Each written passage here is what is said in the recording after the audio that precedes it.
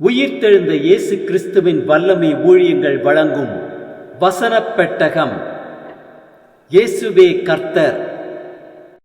இயேசுவையே தேவன் ஆண்டவரும் கிறிஸ்துவுமாக்கினார்.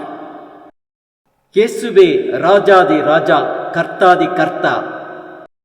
கிறிஸ்துவே மரித்தோர் மேலும் ஜீவனுள்ளோர் மேலும் ஆண்டவர்.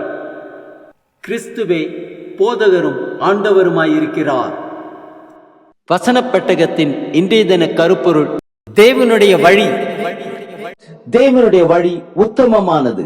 தேவனுடைய வழி என்பதை குறித்ததான வேத வசனங்களை பார்க்கலாம். உபாகமம் 32:4 வாசிக்கிறோம்: அவர் கன்மலை, அவர் கிரியை உத்தமமானது, அவர் வழிகளெல்லாம் நியாயம், அவர் நியாயக்கேடு இல்லாத சத்தியமுள்ள தேவன், அவர் நீதியும் செம்மையுமானவர்.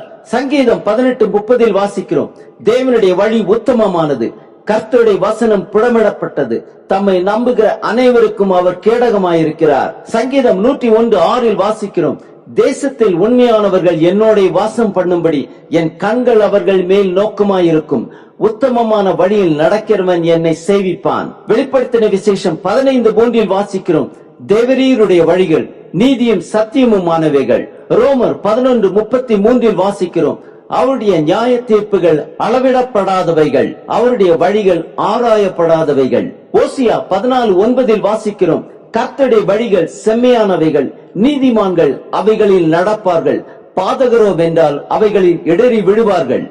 ஏசாயா 55:8 வாசிக்கிறோம்: என் நினைவுகள் உங்கள் நினைவுகள் அல்ல, உங்கள் வழிகள் என் வழிகளும் அல்லவென்று கர்த்தர் சொல்லுகிறார். நீதிமொழிகள் 16:25 வாசிக்கிறோம்: மனுஷனுக்கு செம்மையாய் தோன்றுகிற வழி உண்டு, அதன் முடிவோ மரண வழிகள். நீதிமொழிகள் 16:7 வாசிக்கிறோம்: ஒருவனுடைய வழிகள் கர்த்தருக்கு பிரியமாயிருந்தால் அவனுடைய சத்துருக்களும் அவனுடைய சமாதானமாகும்படி செய்வார். நீதிமொழிகள் 5:21 வாசிக்கிறோம்: மனுஷனுடைய வழிகள் கர்த்தரின் கண்களுக்கு முன்பாக இருக்கிறது, அவனுடைய வழிகள் எல்லாவற்றையும் அவர் சீர்தூக்கி பார்க்கிறார்.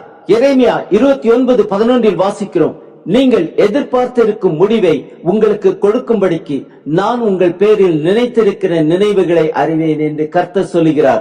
அவைகள் தீமைக்கல்ல, சமாதானத்துக்கு ஏதுவான நினைவுகளே. யோவான் 14:6 வாசிக்கிறோம்: அதற்கு இயேசு, நானே வழியும் சத்தியமும் ஜீவனுமாயிருக்கிறேன், என்னாலே அல்லாமல் ஒருவனும் பிதாவினிடத்தில் வரான். 1 கொரிந்தியர் 2:11 வாசிக்கிறோம்: மனுஷனில் உள்ள ஆவியை என்று மனுஷரில் எவன் மனுஷருக்குரியவைகளை அறிவான், அப்படி போல் தேவனுடைய ஆவியை என்று ஒருவனும் தேவனுக்குரியவைகளை அறிய மாட்டான்.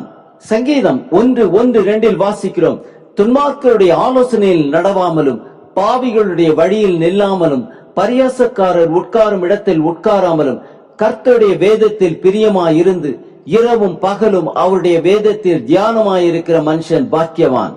ஆம், கர்த்தருடைய வழிகள் செம்மையானவைகள், அவருடைய வழிகள் நீதியும் சத்தியமுமானவைகள்.